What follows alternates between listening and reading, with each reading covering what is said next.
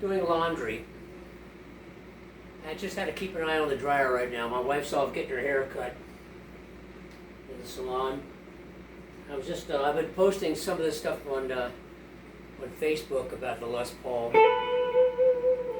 And these are like, this one of them is, if you go on Facebook and see my post, Steve Ball Appleton, you'll see that this is a $450,000 Les Paul at Carter Vintage Guitars in Nashville. You know, it's a reputable, well-known, collector. Apparently the guy from Carter used to work for Gibson, so in the historic section. Anyway, I'm a big Les Paul guy, you know what I mean?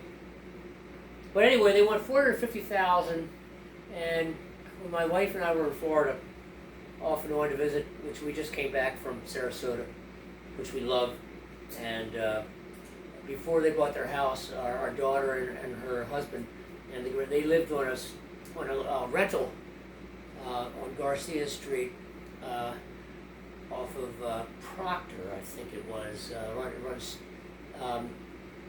directly to the Florida Key, to Siesta Key. Anyway, there was another house up the street from them.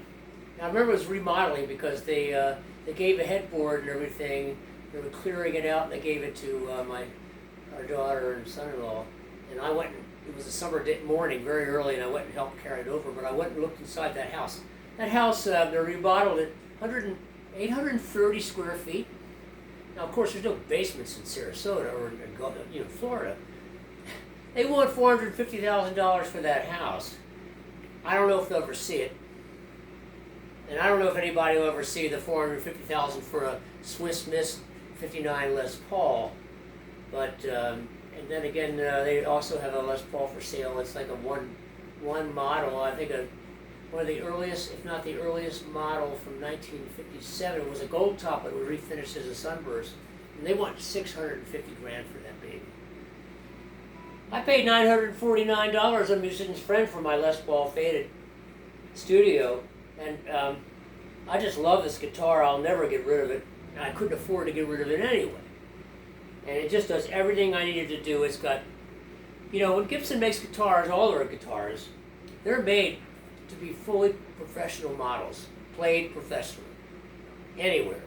Even the lower model, lower tier, the second tier guitars, like the Les Paul Jr. and the Special, were the same way.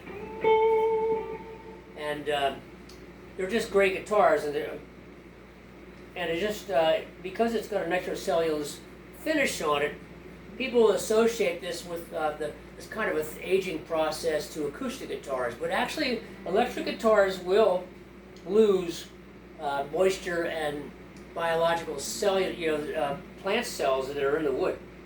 That'll leach out, make it lighter and also more resonant. And but also, what happens is with the pickups, as current continues to flow through them and moisture and everything, and the magnets weaken, they get a really sweet sound too. So there's something about a vintage guitar that's just hard to replicate, but they've done a pretty good job with the reissues.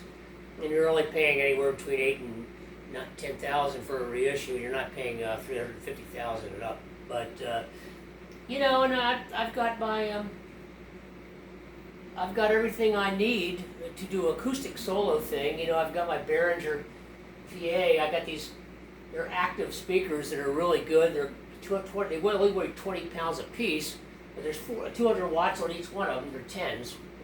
And I got my little small format mixer over here. It's 12 channel, but it has 4 actual channels with, you have a choice of high impedance or low impedance.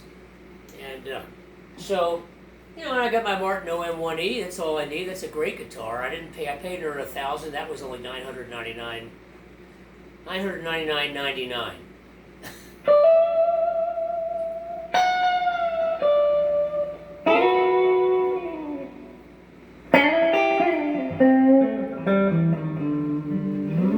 But anyway, so like I said, I'm just goofing around. I thought I'd record this.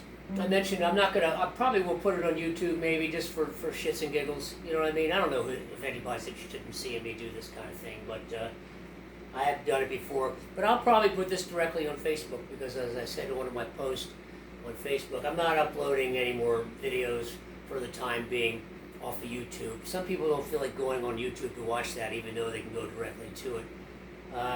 But sometimes I'll just upload these things directly from my camera right onto Facebook too, also for people, anybody's interested.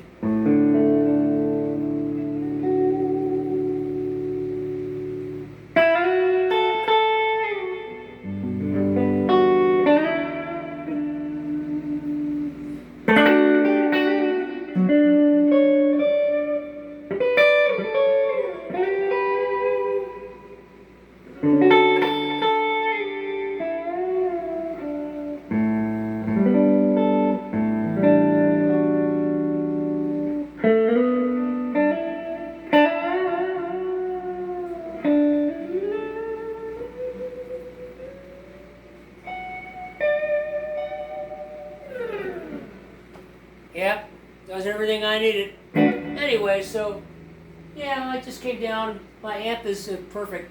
It weighs probably close to 50 pounds. A 74-year-old that I am, you know, it's okay, but it's very compact. And even though it's a 30-watt all-tube amp, it's got everything I need. It's got an effects loop, built-in reverb, an overdrive channel. It's great. Tube overdrive is great. Some people don't like it. I do. I had a Mesa Boogie Mark II that I loved. That was my first guitar with an overdrive channel built in. There's some pros out there and artists that they insist on pedals. That's fine. It's just one less pedal I have to deal with, you know, because I've got my digital delay and like I said, the reverb's built in. I got this thing set for a crunch.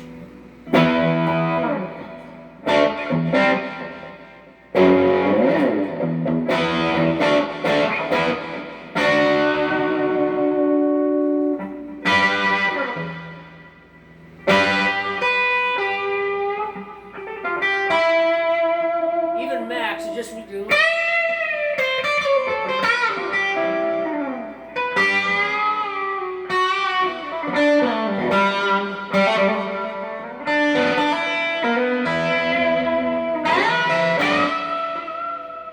Of course, I could just bring it right on up too.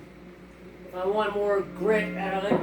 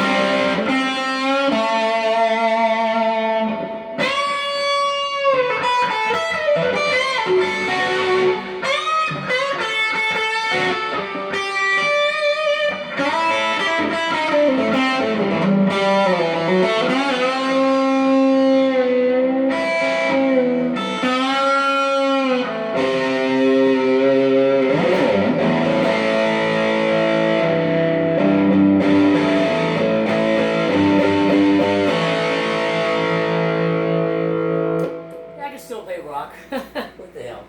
Anyway, nice thing about the amp though too is it's got 30 watts. It's very loud, but I'm only running on 2 of the 4 EL84s because when I had it into the shop for repair, I had Carl, who was nice. He was a pretty cool guy. He put a toggle switch underneath the chassis, So I can switch off 2 of those power tubes, bringing the volume, bring the power down, which is really nice. Gives you more headroom for small rooms. So, signing out.